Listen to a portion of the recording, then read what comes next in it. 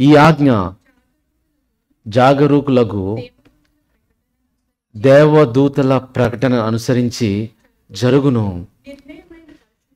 నిర్ణయమైన పరిశుద్ధుల ప్రకటన అనుసరించి సంభవించును. మహోన్నతుడగు దేవుడు మానవుల రాజ్యముపైని అధికారయుండి తానెవరికి అనుగ్రహింప నిశ్చయించునో వారికి అనుగ్రహించుననియు ఆయా రాజ్యము పైన అత్యల్ప మనుషులను ఆయన నియమించుచున్నాడనియు మనుష్యులందరూ తెలుసుకున్నట్లు ఇలాగు చలుగును. కొన్ని సమయాలలో కొన్ని సందర్భాలలో దేవుడు, అది మనకు కష్టంగా ఉన్నా, దేవుడు తన నియామకం అనేది చాలా విచిత్రంగా ఉంటుంది. అది కొన్ని సందర్భాల్లో అవసరము అన్నట్టుగా మనకు కనబడుతుంది. దానియేలు గ్రంథంలో మాట్లాడుతూ అక్కడ ఒక మంచి పదాన్ని ప్రయోగించాడు. మహోన్నతుడకు దేవుడు మానవుల రాజ్యములపై అధికారయుండి తానెవ్వనికి అనుగ్రహింప నిశ్చయించునో వారికి అనుగ్రహించును. కనుక ఈ అమెరికా దేశంలో అగ్రరాజ్యంలో ఎన్నిక కాబడినటువంటి వారందరి కోసం మనం ప్రార్థన చేయాలి. ఈ దేశం ఇంకా దేవుని యందు బాగా బలపడాలని, ప్రపంచంలో శాంతి సమాధానాలు కలిగి ఉండాలని, బిబ్లికల్ ప్రిన్సిపల్తో ఇంకా ఎదగాలని మనం కోరుకుందాం. ఎందుకంటే ఎన్నిక కాబడిన వారు ఎలాంటి వారు అయినప్పటికీ వారు అధికారంలో ఉన్నారు కాబట్టి దేవుడు వారికి జ్ఞానాన్ని అనుగ్రహించి ఇక్కడ ఇంకా ఉన్నతంగా వెళ్ళాలని మనం ప్రార్థన చేయాలి. ఎందుకంటే ప్రపంచ దేశంలో ఎక్కువగా క్రైస్తవులు కలిగిన దేశం ఏంటో తెలుసా? ఎక్కువ జనాభా America, United states of America, USA. ప్రపంచ దేశంలో ఎక్కువగా క్రైస్తవులు కలిగిన దేశం అమెరికా. సుమారు 70% ఉంటారు. ఇంక ఇప్పుడు తగ్గిపోతూ ఉంది. క్రైస్తవుల సంఖ్య తగ్గిపోతుంది. యువత సంఘాలకు వెళ్ళడం తగ్గిపోతూ ఉంది. టెక్నాలజీ పెరుగుతుంది. దేవుని గురించి వారు ఇంత టెక్నాలజీ పెరిగేసరికి దేవుడు అంటే ఏదో చిన్నగా ఆలోచిస్తున్నారు, ఒక నామకార్థంగా ఆలోచిస్తున్నారు. కానీ పిల్లరా, ఎంత టెక్నాలజీ పెరిగినా దేవుడు కావాలి. ప్రపంచానికి దిక్కెవరంటే దేవుడు మాత్రమే దిక్కు. అలా ఖండించి బుద్ధి చెప్పే దైవజనులు కావాలి. దేవుని ఉన్నతమైన నామాన్ని ఘనపరిచి దేవుడే ఈ ప్రపంచానికి దిక్కని ఈ సమాజానికి చెప్పాలి. అలాంటి వ్యక్తులు కావాలి, అలాంటి నాయకులు కావాలి. లేకపోతే ఈరోజు సమాజంలో ఈ లోకాన్ని చూసి, ఈ లోకంలో ఉన్నటువంటి వాటిని చూసి ఇవే గొప్పని వాటి వెనుక తిరుగుతున్నారు. కానీ వాటిని పుట్టించిన సృష్టికర్త అయిన దేవుని దగ్గరికి రావాలి అన్నది ప్రతి ఒక్క దేవుడి యొక్క ఆలోచన. అలా రాగలిగినట్లు ఈరోజు సంఘము పనిచేయాలి. కానీ సంఘం ఏమవుతుందంటే, అంకులు ఎప్పుడు చెప్తూ ఉంటారు, సంఘము పడిపోతుంది నాయన అని. అమెరికాలో కూడా పడిపోతూ ఉంది. ఎందుకంటే దేవుని జ్ఞానం అనేది దీని మీద వాళ్ళు ఫోకస్ పెడతలేదు. లోక వాటి మీద ఎంతో వాళ్ళ యొక్క ఇన్వెస్ట్మెంట్స్, వాళ్ళ థాట్స్, వాళ్ళ ఎనాలిసిస్ అన్నీ కూడా వాటి మీదే ఫోకస్ పెడుతున్నారు. కానీ అసలు దైవ గ్రంథం మీద ఫోకస్ పెట్టి దేవుడు ఏం చెప్పాడు, ఒక దేశాన్ని పరిపాలించాలంటే ఒక నాయకుడిగా ఏం కావాలి, ఏ లక్షణాలు కావాలి, వేటి మీద ఫోకస్ చేయాలి అన్నది నిజంగా దైవ గ్రంథం దగ్గరికి వస్తే దేవుడు అన్నీ కూడా వాళ్ళకు అనుగిస్తారు. కానీ దీన్ని ఏమనుకుంటున్నారంటే ఈ గ్రంథాన్ని మతం అనుకుంటున్నారు. బైబిల్ గ్రంథాన్ని ఏమనుకుంటున్నారు? మతం అనుకుంటున్నారు. ప్రియులారా, ఎక్కడ కూడా యేసు ప్రభువు వారు నేను మతాన్ని ప్రారంభించడానికి వచ్చాను అని ఎప్పుడైనా చెప్పాడండి? ఒక్క రెఫరెన్స్ చూపించండి. నేను మతాన్ని స్థాపించడానికి వచ్చిన మత బోధకుణ్ణి అని ఎక్కడైనా ఉందా? ఒక్క రెఫరెన్స్. క్రిస్టియానిటీ అనేది రిలీజియన్ కాదు. యేసుక్రీస్తు ఒక మత బోధకుడు కాదు. ఎన్నో మతాలు ఉన్నాయి ప్రపంచంలో. అన్ని మతాల్లో ఈ క్రైస్తవం కూడా ఒక మతంలా కలిపేశారు. కానీ ఇది మతము కాదు.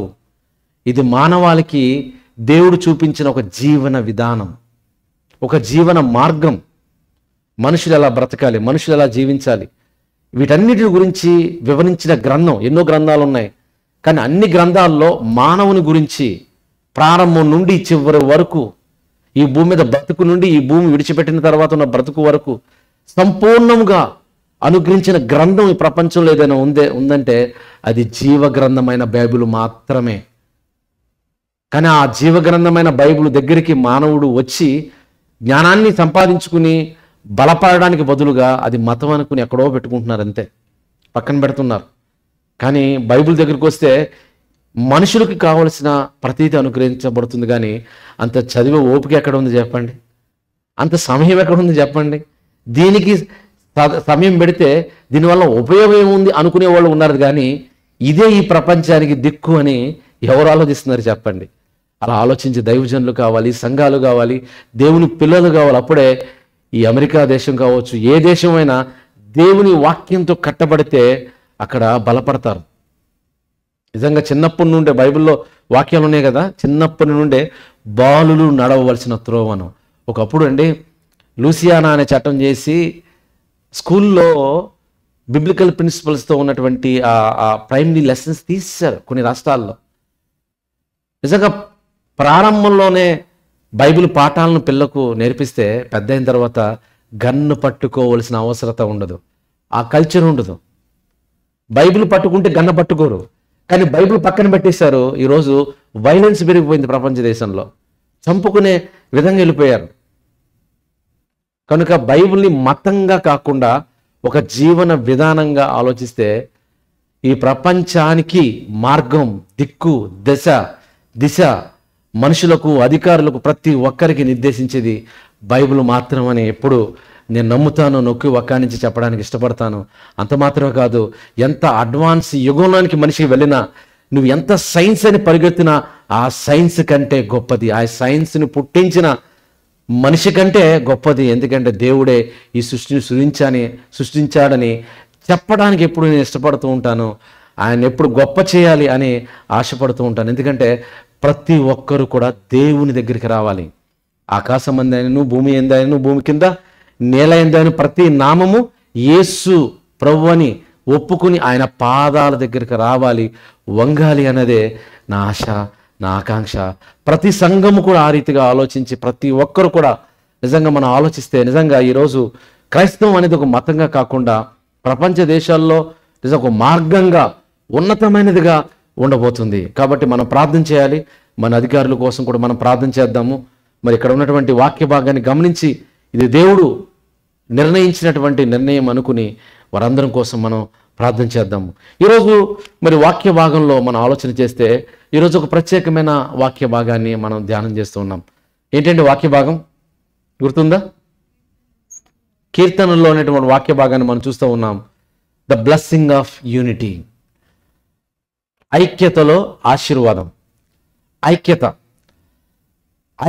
అనేది అవసరం, కుటుంబానికి అవసరం, సంఘానికి అవసరం. యూనిటీ ఉంటే అక్కడ ఏముంటుందంటే బ్లెస్సింగ్ ఉంటుంది, ఆశీర్వాదం ఉంటుంది. ఈరోజు వాక్యం నుండి అదే మనం నేర్చుకుని పోతున్నాం. యూనిటీ లేకపోతే అక్కడ డిస్ట్రక్షన్ ఉంటుంది, అక్కడ సమస్యలు వస్తాయి, ఇబ్బందులు వస్తాయి. యూనిటీ అనేది ఉండాలి అని చిన్నప్పటి నుండి మన పెద్దలు చెప్పారు, మన పుస్తకాల్లో కూడా మనం చదువుకున్నాం. ఒక ఒంటిగా ఉన్న ఒక బలవంతమైన ఒక ఏనుగుని ఒక గడ్డి పరకతో కట్టగలమా? కడితే ఏమవుతుంది? అది తెంచుకుని వెళ్ళిపోతుంది. కానీ ఒక గడ్డి పరక లాంటి గడ్డి పరకలో కొన్ని వేలుగా, వందలుగా, వేలుగా అవన్నీ కూడా ఒక మోకుగా కట్టి, ఒక తాడుగా కడితే ఎంత ఏనుగునైనా బంధించవచ్చు అని మనకు తెలుసు. సుమతి శతకాలు కూడా మనం చదివాం.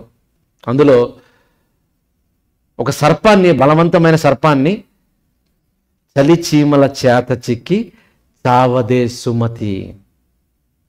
ఒక బలమైన సర్పాన్ని ఒక చీమ చంపలేదు, కానీ అలాంటి చీమలు కొన్ని వందలుగా ఉన్నప్పుడు అది ఎంత బలవంతమైన సర్పమైనా ఆ చీమల దాడికి అది చచ్చిపోతుంది అని మనం పాఠ్యపుస్తకాల్లో చదువుకున్నాం.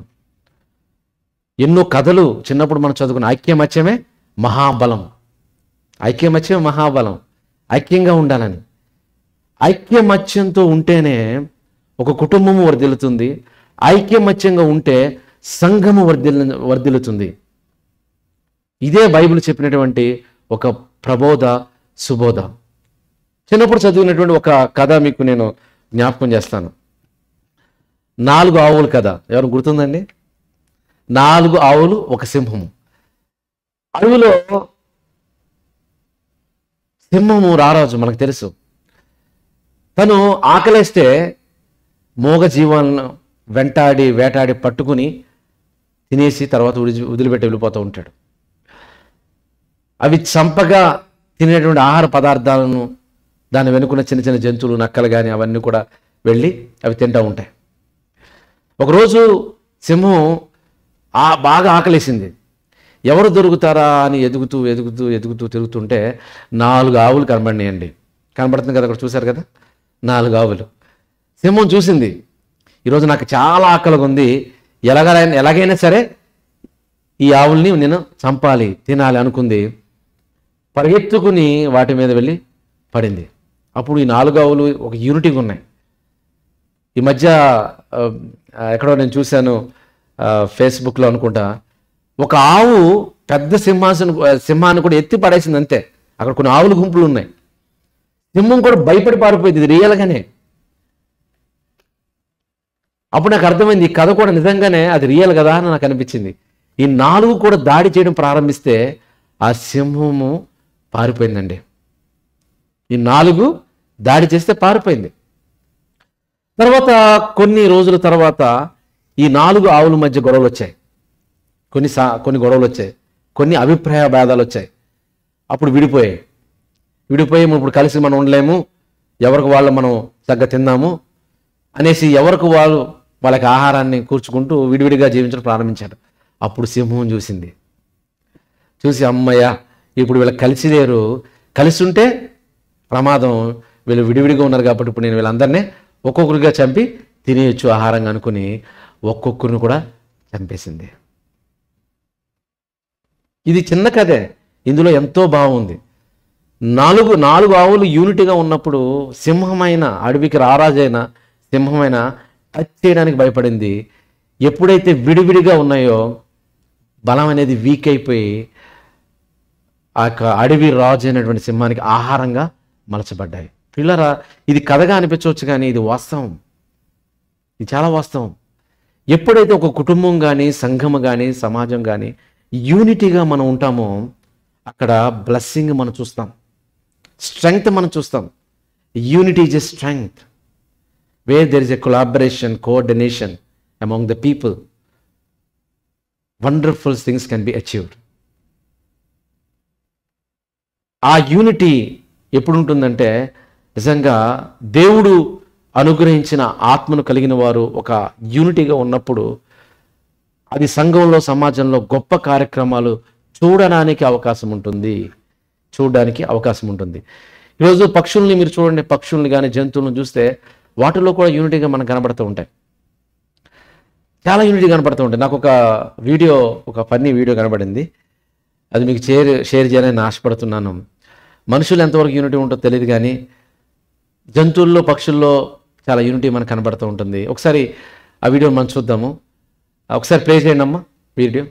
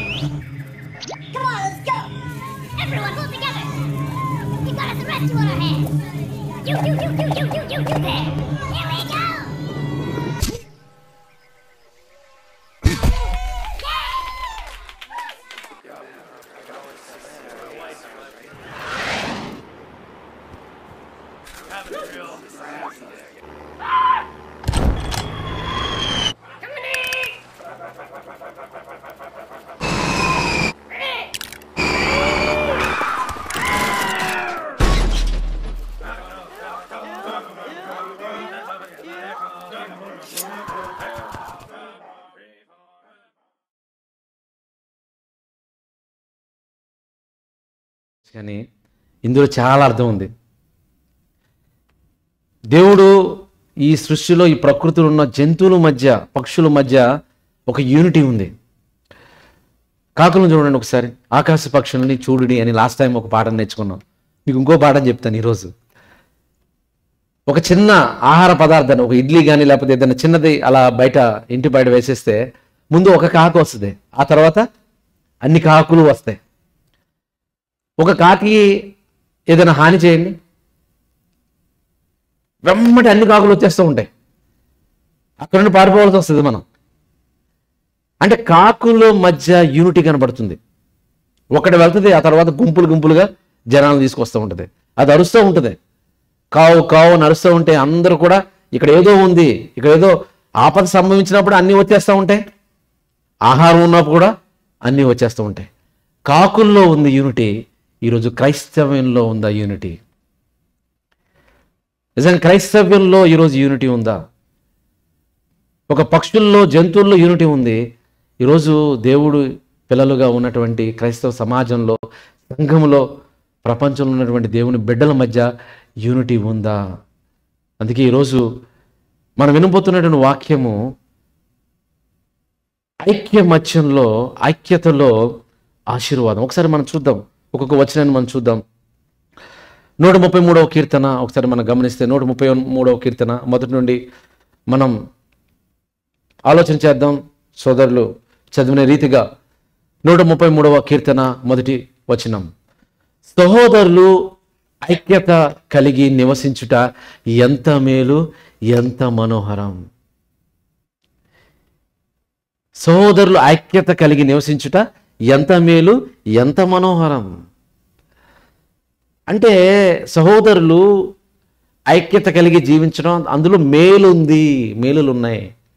అది మనోహరంగా ఉంటుంది. ఇందాక మీరు వీడియో చూస్తారు కదా, ఒక జంతువులు, పక్షులు, చీమలు, కాకులు, వాటిల్లోని యూనిటీ ఉంటేనే అవి ఎంత ప్రమాదాన్ని నుండి అవి రక్షించబడ్డాయి, ఎంత చక్కగా ఉన్నాయి, అవన్నీ ఎంత మనోహరంగా కనబడుతూ ఉన్నాయి.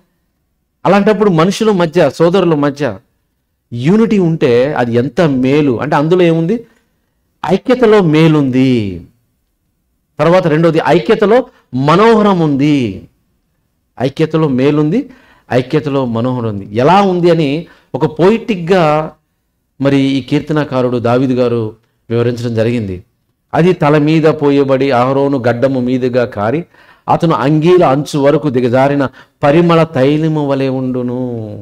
ఒక సువాసన పరిమళ తైలంగా, అంటే ఒక చక్కగా ఒక అహరోన్ను తన తల మీద అభిషేకం చేసినప్పుడు అది తల మీద పోయబడి అహరోను గడ్డం మీదుగా కారి అతను అంగీల అంచు వరకు దిగజారిన ఒక పరిమళ తైలముగా, ఒక పోయెటిక్గా, ఒక చక్కగా అది వర్ణించాడు. అంత అద్భుతంగా, అంత మనోహరంగా ఉంటుంది. ఎప్పుడు? ఐక్యత కలిగి ఉన్నప్పుడు. ఐక్యతలో ఏముంది? మేలులు ఉన్నాయి. ఐక్యతలో ఏముంది? మనోహరం. అది ఎంతో పరిమళ తైలము వలె సువాసనగా ఉంటుంది ఐక్యమత్యంలో, యూనిటీలో అని చెబుతూ దేవుడు ఆ ఐక్యతలో ఏం పెట్టాడంటే ఎలాంటి ఆశీర్వాదాలు పెట్టాడు? ఇవన్నీ ఆశీర్వాదాలు. ఒకటి మేలులు, అది ఆశీర్వాదకరం. ఇక చూస్తే 3వ వచనం చూస్తే అందులో కనపడుతుంది, సియోను కొండల మీదికి దిగి వచ్చు హెర్మోను మంచు వలె ఉండును. కొన్ని సందర్భాల్లో మనకు తెలుసు, మంచు గురించి మనకు అందరికీ తెలుసు. నిజంగా ఎంత ఆహ్లాదంగా అనిపిస్తూ ఉంటుంది. కొన్ని సందర్భాల్లో అవి జారుతూ ఉన్న మొక్కల నుండి అలా మెల్లమెల్లగా జారుతూ ఉండి కొండల నుండి చూస్తున్నప్పుడు మనసుకు చాలా చాలా సంతోషంగా అనిపిస్తూ ఉంటుంది. చాలా బ్యూటిఫుల్ సీనిక్గా మనకు కనబడుతూ ఉంటుంది. దాన్ని వర్ణిస్తూ, ఐక్యత గురించి వర్ణిస్తూ, సియోను కొండల మీదికి దిగి వచ్చు హెర్మోను మంచు వలె ఉండును. అక్కడ బైబిల్లో ఉంటుంది కదా, అక్కడ అనే ఉంటుంది. అక్కడ ఆశీర్వాదమును, శాశ్వత జీవమును అచ్చట నుండవలనని యెహోవా సెలవిచ్చి ఉన్నాడు. యెహోవా అంటే తండ్రి అయిన దేవుడు సెలవిచ్చుచున్నాడు. ఏమని సెలవిచ్చుచున్నాడు? ఆశీర్వాదమును, శాశ్వత జీవమును. ఆశీర్వాదం, ఐక్యతలో ఆశీర్వాదం, ఆశీర్వాదము, శాశ్వత దీవమును, నిత్యరాజ్యము, పరలోకం కూడా చెప్పాలంటే ఆశీర్వాదమును, శాశ్వత జీవమును అచ్చట ఉండాలని దేవుడు సెలవిస్తున్నాడు. ఎచ్చట ఉండాలి? ఐక్యత. సహోదరులు ఐక్యత కలిగి నివసించుట ఎంత మేలు, ఎంత మనోహరము, అచ్చట శాశ్వత జీవమును ఆశీర్వాదము ఉండాలని దేవుడు సెలవిచ్చుచున్నాడు ప్రియులారా. అంటే దేవుని పిల్లలు ఐక్యతతో ఉండాలి. ఐక్యతతో ఉంటేనే ఏదైనా సాధించగలరు, ఎంతైనా సాధించగలరు. ఐక్యతతో ఉంటేనే దేవుడు కూడా ఆనందపడతాడు. అక్కడ ఐక్యమత్యంగా ఎక్కడైతే ఉంటారో ఆ దేవుని పిల్లల మధ్య దేవుని ఆశీర్వాదం ఉంటుంది, శాశ్వత జీవం కూడా ఉండాలని యెహోవా సెలవిచ్చుచున్నాడని వాక్యము సెలవిస్తూ ఉంది. 133వ కీర్తన భాగం చూస్తే ఎంత అద్భుతంగా ఉందండి. కాబట్టి ఐక్యమత్యంలో, ఐక్యతలో ఆశీర్వాదం ఉందా లేదా? ఉన్నది. ఎవరు చెప్పారు ఈ మాట? యెహోవా సెలవిచ్చుచున్నాడు. అంటే దేవుడు చెప్తున్నాడు.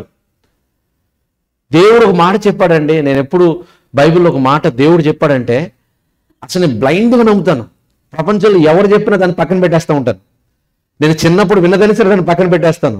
ఎందుకంటే దేవుని మాట ఫస్ట్ ప్రయారిటీ ఇస్తాను. అక్కడ వచ్చి కూర్చుంటుంది అంతే. దేవుడిది చెప్పాడంటే దానికి వ్యతిరేకంగా ఎన్నెన్ని నా హృదయంలో, నా మైండ్లో ఉన్న అన్ని పక్కన పెట్టి అవన్నీ చెరిపేసి, దేవా ఇది చెప్పావు కదా, ఇదే ఫైనల్ అథారిటీ అని తీసుకోవాలి మనం.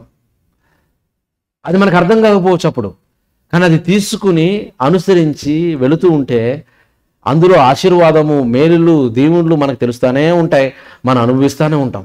మనకు అర్థమైనా అర్థం కాకపోయినా కొన్ని సందర్భాల్లో కష్టంగా ఉన్నా దాన్ని ఫాలో అవుతూ ఉంటే అందులో శాశ్వత జీవము, ఆశీర్వాదము దేవుడు ఉంచాడు. అందులో మేలులు ఉంచాడు. సోదరులు ఐక్యమత్యం కలిగి ఉంటే, ఐక్యత కలిగి ఉంటే ఎంత మేలు అన్నాడు. అంటే మేలులు ఉన్నాయి. ఆ మేలుల్లో ఆశీర్వాదం ఉంది, శాశ్వత జీవము ఉందని దేవుడు కోరుకున్నాడు. ఇది దేవుడు కోరుకున్నాడు. కానీ కోరుకున్నగా జరుగుతుందా? ఇది నా ప్రశ్న. ప్రారంభం నుండి దేవుడు ఇలా ఉండాలని ఒక ఆశీర్వాదాన్ని చక్కగా పెడితే దాన్ని పొందుకునే విధంగా మనుషులు ఉంటున్నారా? కోరుకున్న విధంగా మనుషులు ఉంటున్నారా అని గమనిస్తే ప్రియులారా, ప్రారంభం నుండి మనుషులు డివైడ్ అవుతూ వస్తూ ఉన్నారు. ప్రారంభం నుండి చిన్నప్పుడు మనం స్కూల్లో ప్లెడ్జ్ చేస్తూ ఉంటాం కదా, ఏమనంటే భారతదేశము, మన ఇండియా ప్లెడ్జ్ నేను చెప్తాను. ఎందుకంటే మనం అందరం కూడా భారతీయులం కాబట్టి. భారతదేశము నా మాతృభూమి, భారతీయులందరూ నా సోదరులు. ప్లెడ్జ్ అయితే చేస్తాం కానీ నిజంగా సోదరులు అనుకుంటామా చెప్పండి?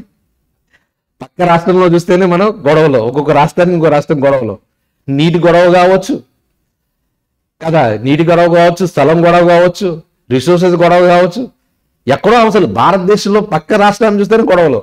మరి ఏది ప్లెడ్జ్? సరే సోదరులని బాగా ప్లెడ్జ్ చేస్తాం, అందరూ సోదరులుగా చూస్తామండి. మన దేశంలో ఎన్ని కులాలు, మతాలు, వర్గాలు, ప్రాంతాలుగా విభజించుకుని నువ్వు వాడువు, నువ్వు వీడని పరిపాలించుకుంటున్నారు. కానీ నిజంగా ఆ ఐక్యత ప్లెడ్జ్ అయితే చేస్తాం తప్ప నిజంగా సోదరులుగా మనం ఆలోచిస్తామండి? ఆలోచించాం. ఒక భారతీయులనే కాదండి, ప్రపంచ దేశంలో ఎవరైనా సరే వాళ్ళందరూ కూడా ఎక్కడి నుండి వచ్చారంటే దేవుడు పుట్టించిన వాడే. ఒకసారి మనం చూద్దాం అపొస్తలుల కార్యముల గ్రంథము 17వ అధ్యాయము 26వ వచనం చూస్తే, అపొస్తలుల కార్యముల గ్రంథము 17వ అధ్యాయం 26వ వచనం చూస్తే, మరియు యావత్ భూమి మీద కాపురం ఉండుటకు ఆయన ఒక్కని నుండి ప్రతి జాతి మనుషులను సృష్టించి, ఒక్కని నుండి, ఆ ఒక్కడు ఆదాము నుండి ప్రతి జాతి మనుషులను సృష్టించాడు దేవుడు. ఈరోజు ప్రపంచంలో ఉన్న సుమారు 250 దేశాల్లో ఉంటే ఆ 250 దేశాల్లో అనేకమైన జాతులు, అనేకమైన మనుషులు, ప్రాంతాలు, సంస్కృతులు కలిగిన వారు ఉన్నప్పటికీ వీళ్ళందరూ ఎక్కడి నుండి వచ్చారంటే ఒక్కడి నుండి వచ్చారు. ఆదాము నుండి వచ్చారు. ఆ తర్వాత నోహు కాలంలో ఒక కుటుంబము, మిగతా కుటుంబం అంతా పోయింది.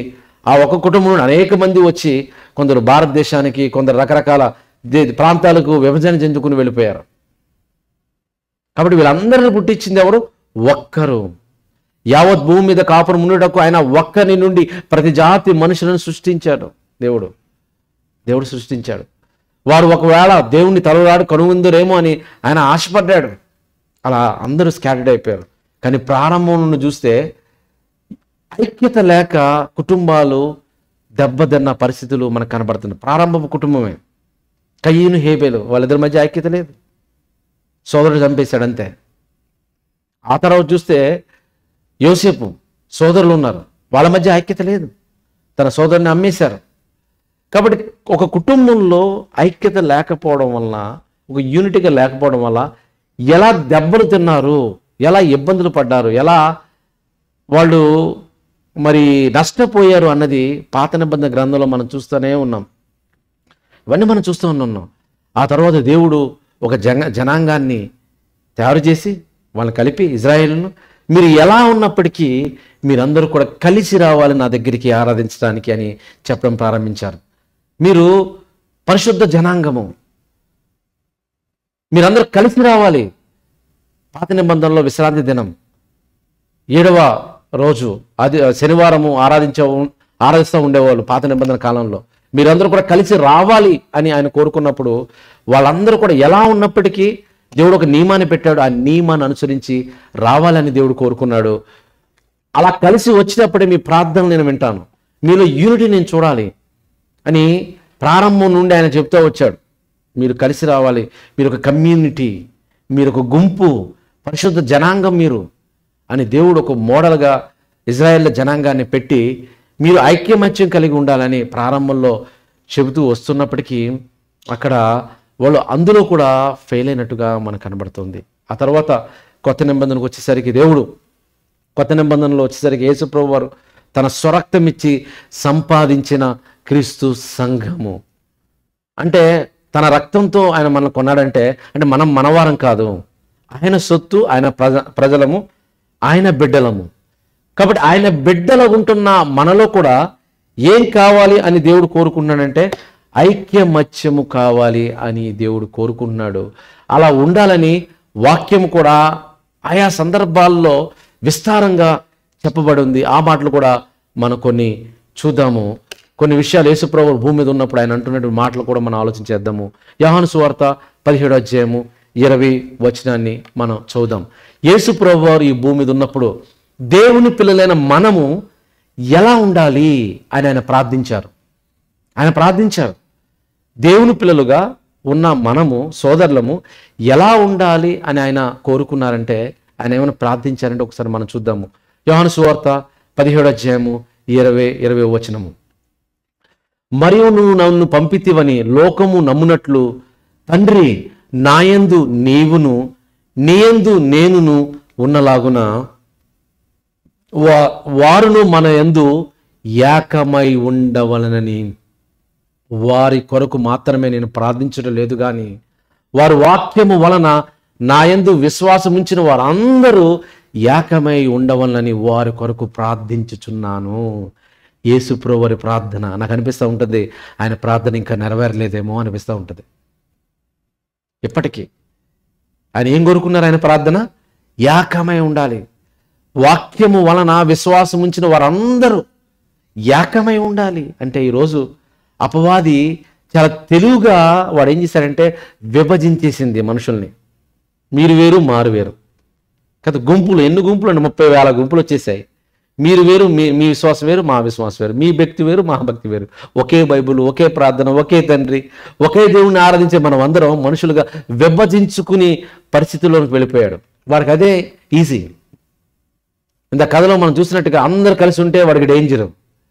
అలాగే విభజన చేసుకున్నారనుకోండి చక్కగా మింగేయచ్చు. సింహం ఎలాగైతే మింగేసిందో, ఎప్పుడైతే విడగొట్టుకుంటా వెళ్ళిపోయినప్పుడు ఆ సింహం ఎలాగైతే మింగేసిందో ఆవుని, ఈరోజు సంఘాలను కూడా అపవాది చాలా తెలివిగా విడగొట్టేశాడు. మీరు వేరు, మేము వేరు. ఎవరైనా ఐక్యం కలిగి ఉంటారు. ఇప్పటికీ నేను ఛాలెంజ్ చేస్తూ ఉంటాను. నేను కొన్ని సందర్భాల్లో కొన్ని ప్రాంతాల్లో నేను అడుగుతూ ఉంటాను, మనం అందరూ కూడా ఐక్యమత్యంగా సంఘాలారా మీరందరూ మనం ఒకే దేవుణ్ణి మనం ఆరాధిస్తున్నాం కదా, మనందరూ కలిసి ప్రార్థన చేద్దాము, కలిసి ఒక దగ్గర ఉందాము. నేనైతే వాక్యం చెప్పను, నేను అక్కడ ఉంటాను. ఇండియాలో ఉన్నప్పుడైనా కొన్ని ప్లేసుల్లో నేను చెప్తూ ఉండేవాడిని, మనం అందరూ కలిసి ఉందాం, మీరు రాగలరా అంటే చాలా భయపడిపోతూ ఉండేవారు. ఎక్కడ వస్తే ఎక్కడ ఈ కుండోళ్ళు అక్కడికి వెళ్ళిపోతారని భయం, ఎక్కడ మన డబ్బులు తగ్గిపోతారని భయం. అంటే దేవుణ్ణి గొప్ప చేయాలి, దేవుణ్ణి సంతోష పెట్టాలి, దేవుని వాక్యాన్ని ఉన్నతంగా పెట్టాలి అని ఎవరికి వారి సెల్ఫ్ ఎజెండాస్తో వెళ్తున్నారు. కానీ నిజంగా మనం కలిసి దేవుని కోసం పని చేద్దాము, దేవుని కోసం ఒక తాడి మీదకి వద్దాము, అపవాది పారిపోద్ది అని అంటే ఎవరు రారు. ఎందుకంటే వాళ్ళకి అలాగే ఇష్టం. అందుకే ఈరోజు సంఘాలు విడిపోతున్నాయి. నిజంగా విడిపోతున్నాడు కాబట్టి అపవాది వాక్యం సెలవిస్తుంది, ఎవరిని మృంగుదునా అని వాడు వెదుకుతూ తిరుగుతున్నాడు.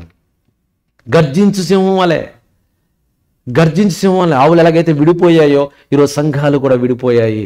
వాడు విడిపోతేనే వాడికి ఆనందం. వాడు ఏం చేస్తున్నాడంటే ఎవరిని మృంగుదునా అని గర్జించే సింహంలే వాడు ఎదుగుతూ తిరుగుతున్నాడు, మృంగుతూ ఉన్నాడు. అనేక సంఘాలు మృంగుతూ ఉన్నాడు. ఈరోజు అనేక మంది గుడ్డిగా ఫాలో అవుతున్నారు. పిల్లారా, ఎప్పుడు నా హృదయంలో ఎప్పుడు బాధ ఉంటుంది, ఒక బాధ. ప్రభువా, నీ మాటలు ఎంత ఉన్నతమైనవి కదా, ఎంత గొప్పవి కదా, ఎందుకు క్రైస్తవ సమాజము నిజంగా ఎందుకు వాక్యం మీద అందరూ ఒక దగ్గరికి వచ్చి చక్కగా పరిశీలన చేసి ఒక తాటి మీదకి వచ్చి చక్కగా నేర్చుకుని అది ఉన్నతంగా ఈ సమాజాన్ని ఎందుకు చెప్పటం లేదు? అందరికీ అన్నీ తెలియదు, నాకు తెలుసు. అది అందరికీ అన్నీ తెలియదు. ఏదో కొన్ని వచనాలు చదువుకుని కొన్ని ఉంటుంది. పోనీ అది రైటో తప్పో రాంగో పక్కన పెడితే ఒక దగ్గర కూర్చుని మాట్లాడవచ్చు కదా, ఆలోచించవచ్చు కదా. అది నమ్మిన నమ్మకపోయినా కానీ నమ్మరండి. మా విశ్వాసం మాదే, మీ విశ్వాసం మీదే, మేము మీతో కలవండి అనేసి అపవాది తెలివిగా దేవుని సంఘాన్ని మొక్కలు చేశాడు. ఏది దేవుడు అనబడునో, ఏది పూజింపబడునో దానంతటిని వెదిరించుచు వాడే దేవుడిని కనపరుచుకునుచు వాడు దేవుని ఆలయములో కూర్చుంటున్నాడు. ఈరోజు మనం అది గమనించాం. మనం చిన్ని ఆలోచించుకుని అయ్యో అనుకుంటాం. మనం ప్రియులరా, దేవుని ఆత్మ మన దగ్గర ఉన్నదని మనం అనుకుంటూ ఉంటాం. కానీ బైబిల్లో ఒక మాట ఉంది. యేసుప్రభువు మత్తయి సువార్తలో చెప్తూ ఉంటాడు, 13:20 చదవక్కర్లేదు. నిజంగా దేవుని ఆత్మ కలిగిన వాడు ఎలా ఉంటాడంటే వాడు కలుపుకునేవాడుగా ఉంటాడు. విడగొట్టువాడు దేవునికి విరోధి, అపవాది ఆత్మ. అపవాది విడగొట్టుకుంటూ వెళ్ళిపోతున్నాడంటే దయ్యం పనిచేస్తుంది అక్కడ. మరి దేవుని ఆత్మ యూనిటీ ఉంటుంది, కలుపుకుంటుంది. వాడి పని ఏంటంటే విడగొట్టడము, విడిపోయిన తర్వాత వాడు మింగడం, అంతే. ఈరోజు సంఘాల పరిస్థితి కూడా అలా అయిపోయినాయి ప్రియులారా. ఇవన్నీ చూసినప్పుడు బాధేస్తూ ఉంటుంది. అయినప్పటికీ ఈ తరంలో దేవుడు మనకిచ్చిన శక్తి చొప్పున, జ్ఞానం చొప్పున ఎంతో కొంత చేయాలని తపనతో ప్రార్థిస్తూ ఉంటాను. దేవుడు మనకిచ్చిన బాధ్యతను ఎంతో కొంత మనం నెరవేర్చాలి, మనం కష్టపడాలి. ఈ లోకంలో పుట్టామంటే, దేవుడు పుట్టించాడంటే కేవలం ఏదో అందరిలాగా ఏదో బతుకుతున్నాం కాబట్టి బ్రతకడం కోసం కాదు, అందరిలాగా బ్రతకడం కాదు. అందరిలో కొందరిగా బ్రతకాలి, అది దేవుని కోసం బ్రతకాలి, దేవుడు మెచ్చే విధంగా బ్రతకాలి అని ఎప్పుడు ఆలోచన చేయాలి ప్రియులారా. అది హృదయంలో ఆ బర్నింగ్ డిజైర్ ఉంటే తప్పకుండా దేవుడు మనల్ని ముందుకు తీసుకెళ్తాడు. అందుకే యేసుప్రభువు ప్రార్థన చేస్తూ ఉంటాడు తన బిడ్డల కోసం, తన పిల్లల కోసం. అయ్యా, వారి వాక్యము వలన నా యందు విశ్వాసం ఉంచిన వారందరూ ఎలా ఉండాలని కోరుకుంటున్నాడు? యాకమై ఉండవలనని వారి కొరకు ప్రార్థించుచున్నాను అని 2000 సంవత్సరాల క్రితం ప్రార్థన చేసి ఇప్పటి వరకు యేసుప్రభువు వారు చేసిన ప్రార్థన నెరవేరబడలేదు. చాలా బాధ అనిపిస్తూ ఉంటుంది. చూద్దాం నెక్స్ట్ వచనం. మనము యాకమై ఉండలాగన వారును యాకమై ఉండవలనని నీవు నాకు అనుగ్రహించిన మహిమను నేను వారికి ఇత్తును. అంటే ఐక్యమత్యంలో ఉంటే దేవుడు మహిమపరచబడతాడు. ఐక్యతలో ఉంటే దేవుడు మహిమపరచబడతాడు. ఐక్యతలో ఉంటే అక్కడ ఆశీర్వాదం, శాశ్వత జీవమును. ఈరోజు నిన్న మొన్న చాలామంది పాస్టర్స్ వచ్చారు కదా, ఇండియా నుండి చాలామంది పాస్టర్స్ వచ్చారు ఇక్కడ. ఆల్మోస్ట్ ఒక 30 మంది పాస్టర్స్ వరకు ఈ గత సమ్మర్లో ఇక్కడ మన సంఘానికి చాలామంది రావడం, ఆ తర్వాత సంఘానికి రాకపోయినా ప్రత్యేకంగా కొన్ని సండేస్ రాకపోయినా వాళ్ళు నాకు ఫోన్ చేసి, అన్న మీరు ఉన్నారు కాబట్టి బ్రదర్ నేను బయట మిమ్మల్ని కలవాలనుకుని నేను ప్రత్యేకంగా కలిసిన సందర్భాలు కూడా ఉన్నాయి. ఎందుకంటే ఒకేసారి 2-3 పాస్టర్స్ వస్తే వాళ్ళని అకామిడేట్ చేయడం కష్టం కనుక నేను హోటల్లో వాళ్ళు రమ్మని చెప్పి వాళ్ళకి లంచ్ డిన్నర్ ఆఫర్ చేసి భోజనం తర్వాత వాళ్ళ గురించి ప్రేయర్ చేసి వారు కూడా ప్రేయర్ చేసి అలా పంపించడం జరిగింది. అలా సుమారుగా ఒక 30 మంది పాస్టర్స్ని మరి వారితో మాట్లాడడం కూడా ఈ యొక్క సమ్మర్లో ఇప్పటి వరకు జరిగింది. అందులో కొంతమంది పాస్టర్స్ కొన్ని విషయాలు చెప్పినా కూడా చాలా బాధ అనిపించింది. వాళ్ళు ఏమంటున్నారంటే, బ్రదర్ మన ఇండియాలోనే కానీ అనుకున్నాం కానీ ఎక్కడ కూడా క్రైస్తవ్యంలో ఏం పిచ్చి ఉందన్నో కుల పిచ్చి ఉందన్నప్పుడు అది నేను ఎప్పుడు చూడలేదు బ్రదర్ అన్నప్పుడు, నాకు తెలిసిన సర్కిల్లో తెలియదు అన్నప్పుడు నాకు చాలా బాధ అనిపించింది. కొన్ని ప్లేసుల్లో చెప్పాడు క్రైస్తవంలో కూడా కుల పిచ్చి వచ్చింది. ఎప్పుడైతే డివిజన్ ఉంటుందో కులం కానీ మతం కానీ వాడు పరలోకం కూడా వెళ్ళడు. ఇది చాలా కష్టంగా ఉంటుంది. ఎందుకంటే క్రైస్తవం కులం మతం అనే ఆ టైటిల్ మీద ఇండియాలో ఉన్నప్పుడు చాలా సందర్భాల్లో ఒక సెమినారే పెట్టేవాళ్ళం. నిజంగా అది కులమా మతమా, అసలు క్రైస్తవం అది ఎలా జీవన విధానంగా ఉంది ఎడ్యుకేట్ చేయాలి. ఎందుకంటే మనోళ్ళు ఎడ్యుకేట్ చేయకపోయారంటే వాళ్ళు కూడా కులాల మీద మతాల మీద డివిజన్ చేసుకుంటూ వెళ్ళిపోతూ ఉంటారని బాధ, భయం. క్రైస్తవంలో కూడా ఉందన్నా అన్నప్పుడు నాకు చాలా బాధ అనిపించింది. మరి వీళ్ళందరినీ వాళ్ళు ఎలా దులపాలి, ఎలా వాక్యంతో మరి వాళ్ళని హెచ్చరించాలి అని ఆలోచన, నాకు బాధ అనేది కలిగింది. ఇందాక మీరు వాక్యం చదివారు కదా, దేవుడు ఒక మనిషి నుండి ప్రతి ఒక్కరిని పుట్టించాడు. కులం లేదు, మతం లేదు. ప్రసంగ గ్రంథంలో ఉంటుంది కదా, దేవుడు మనుషులను యథార్థవంతులుగా పుట్టించను, కానీ వారు వివిధమైన తంత్రములు కల్పించుకుని ఉన్నారు. వాళ్ళ తంత్రాలు కల్పించుకున్నారు. మీరు క్రైస్తవులకు వచ్చిన తర్వాత ఆ అన్య జనాంగ లేకపోతే పాత పద్ధతులు, ఆ మతాలు, కులాలు, ఆ అన్ని థాట్స్ తీసుకుని వచ్చి మేము అదండి, మేము ఇదండి అని అంటే నువ్వు ఏడున్నావు? ఇంకా నువ్వు లోకంలోనే ఉన్నావు. నువ్వు లోకంలోనే ఉన్నావు. నువ్వు దేవుడే నీకు తెలియలేదు, అర్థం కాలేదు అన్నప్పుడు నాకు చాలా బాధ అనిపించింది. నిజంగా ఈ అమెరికాలో ఉన్న ఎస్పెషల్లీ ఇండియన్ తెలుగు క్రైస్తవులకైతే ఇంకా ఘోరంగా ఉందని కొంతమంది చెప్పినప్పుడు బాధ అనిపించింది. అయినప్పటికీ ప్రార్థన చేయండి బ్రదర్, దేవుడు తప్పకుండా ఇక్కడ ఒక రివైవల్ తీసుకురావాలి. ఎందుకంటే వాక్యం అనేది చాలా తక్కువగా అనుకుంటూ ఉంటారు. దేవుని సన్నిధిలో దేవుని మాటలు వాళ్ళకి అర్థం కావాలి. వాళ్ళకేదో తెలియక దేవుడు కేవలం అవసరం కోసమే నమ్ముతున్నారు, కానీ నిజంగా దేవుడు ఏమాత్రము దాన్ని సహించడు. బైబిల్ అనేది, క్రైస్తవం అనేది కులము కాదు, అది మతము కాదు. మన భారతదేశ రాజ్యాంగంలో ఇవన్నీ ఆర్టికల్స్ మాట్లాడితే అది వేరే సబ్జెక్ట్ నేను మాట్లాడటం లేదు, కానీ వాళ్ళొక దురుద్దేశంతో కులానికి అంటగట్టారు. కానీ యాక్చువల్గా ఈ క్రైస్తవం అనేది కులానికి సంబంధించింది కాదు, మతానికి సంబంధించింది కాదు. ఏ జాతులు వారైనా ఇందులోకి రావచ్చు. వచ్చిన ప్రతి ఒక్కరు కూడా ఒకే ఐక్యమత్యం. క్రైస్తవులు అంతే. ఎవరంటే నువ్వు క్రైస్తవుడు, నువ్వు రాజులైన యాజక సమూహము, దేవుని సొత్తు, పరిశుద్ధ జనాంగము.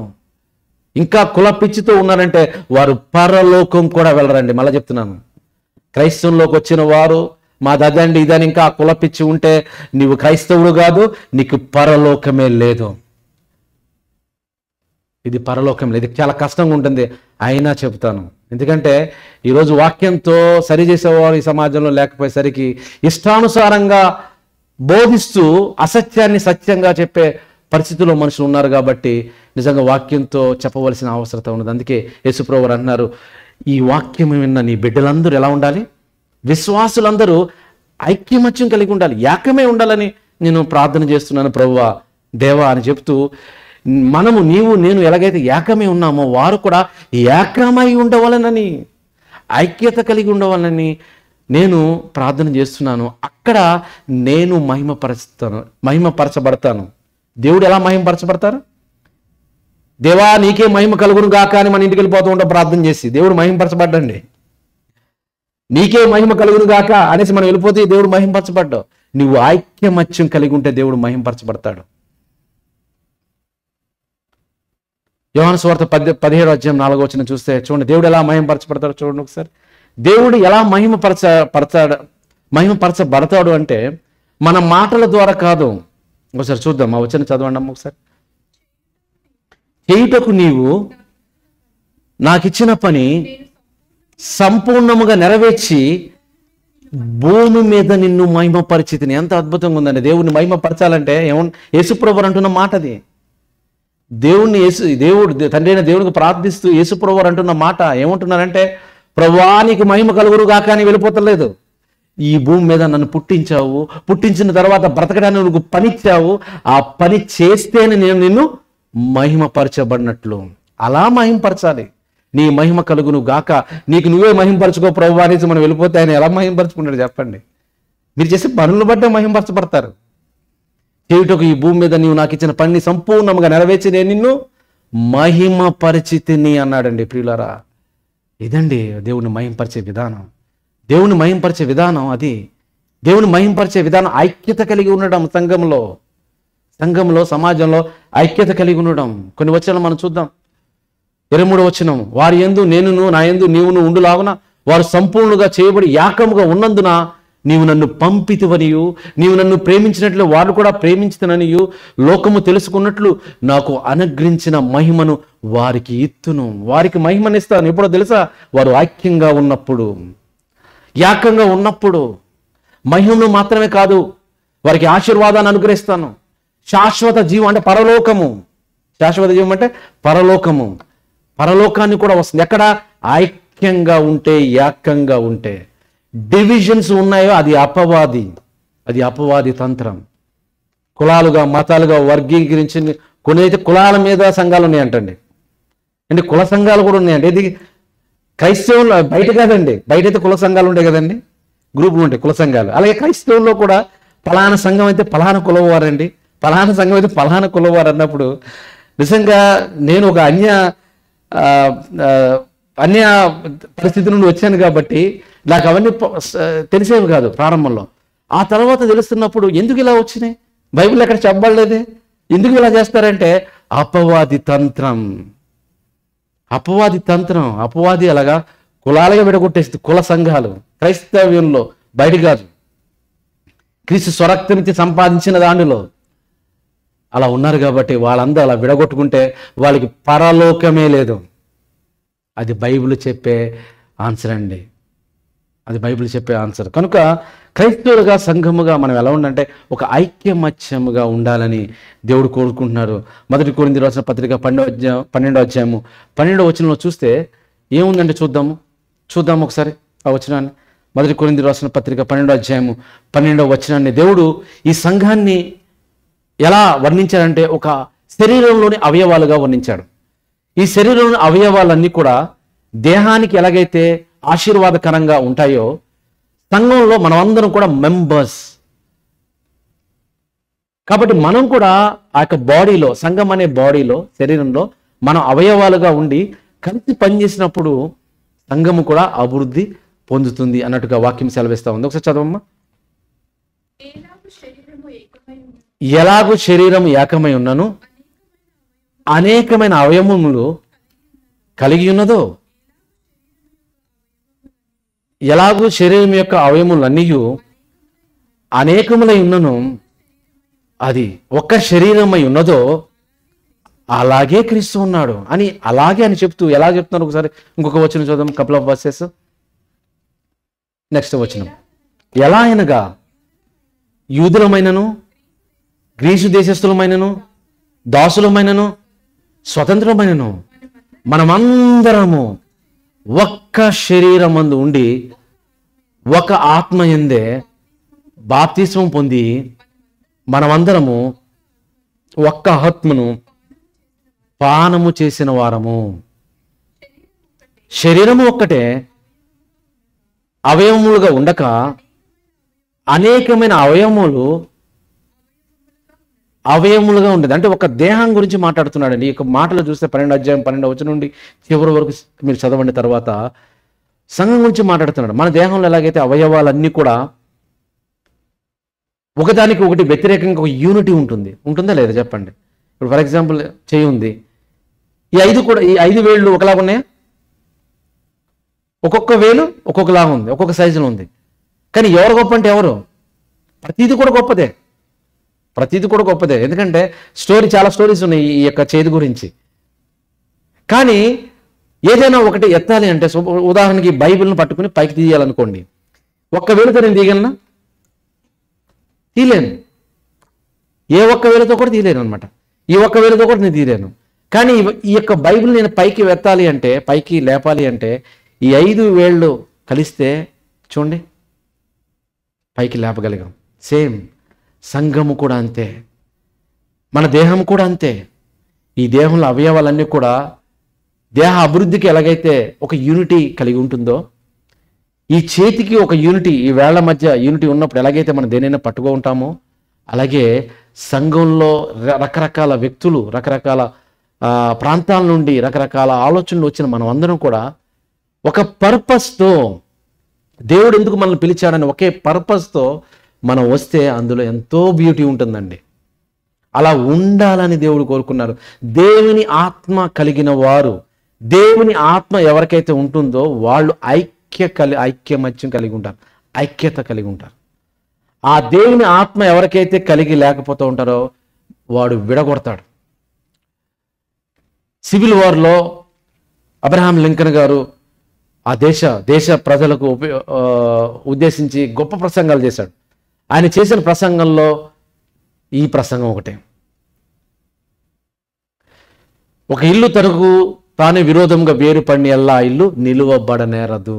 ఇదే వచనాన్ని ఆయన చెప్పలేదు, కానీ ఇదే స్టేట్మెంట్ మీద వాళ్ళలో ఉన్నటువంటి అనైక్యతను ఒక యూనిటీగా పెట్టి వాళ్ళు ఒక కలిసి పోరాడారు.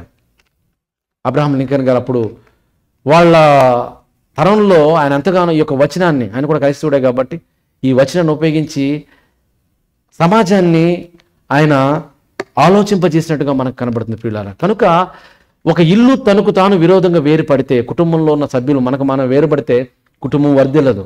అలాగే సంఘం అనే కుటుంబం, హౌస్, ఎవరికి వారు ఇష్టానుసారంగా మనం చేసుకుంటూ వెళ్తే సంఘము కూడా అభివృద్ధి చెందదు.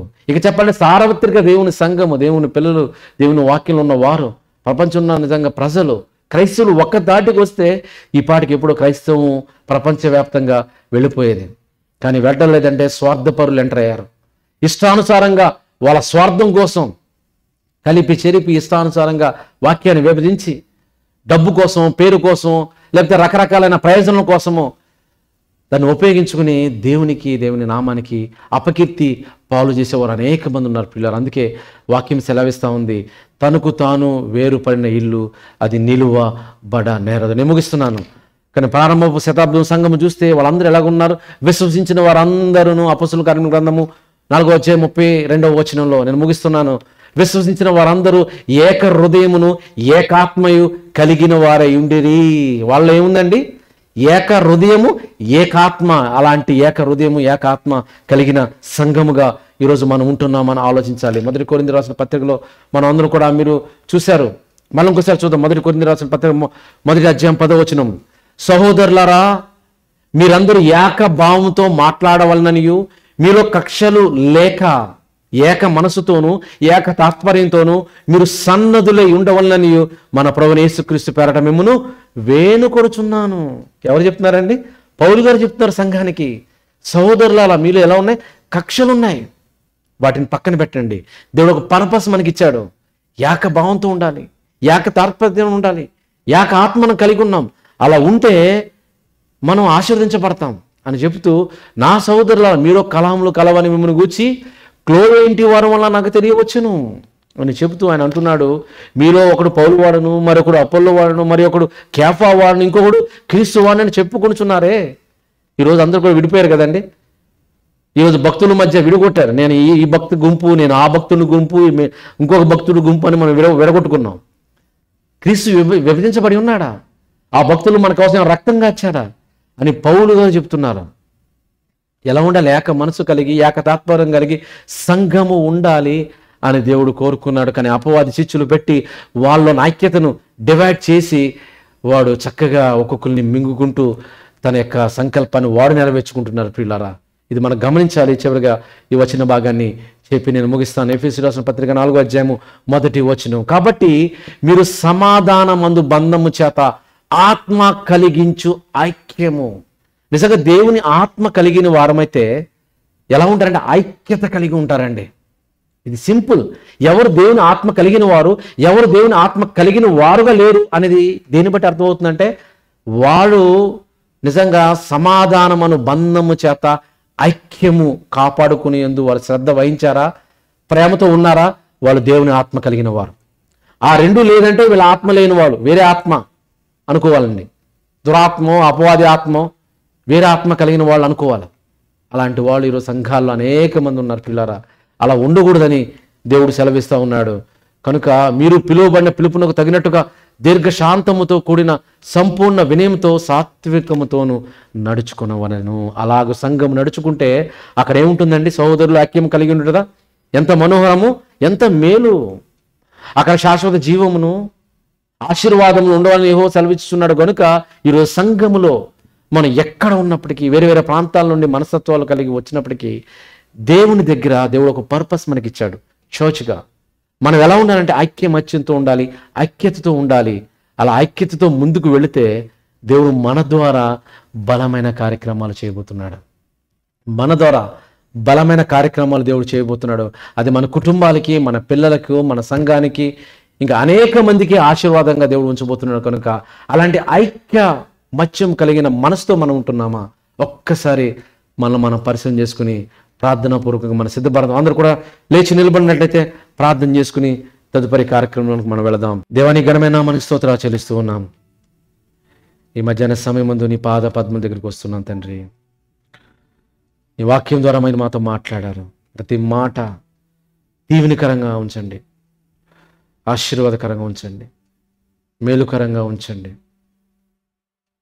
మంచి నేల విత్తబడిన విత్తనం వలె ఉంచండి. అది హృదయంలో ఫలింపచేయండి.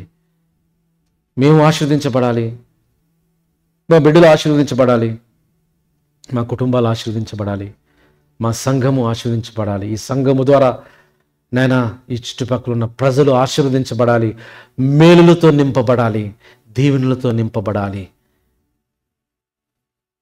ఆ రీతిగా అందరినీ ఆశీర్వదించమని ఆత్మ కలిగించు ఐక్యముతో ముద్రించబడి కనవేసుకుని ప్రేమ అనే బంధముతో, సమాధానం అనే బంధముతో ఏక మనస్సు కలిగి ఏక తత్పర్యంతో ఉండగలుగున్నట్లు ప్రతి ఒక్కరికి ఆ మనస్సును దయచేయమని, సహాయం చేయమని మా ప్రభును మా రక్షకుని యేసుక్రీస్తు వారి నామములో ఈ ప్రార్థన అడుగుచున్నాను తండ్రి. ఆమేన్.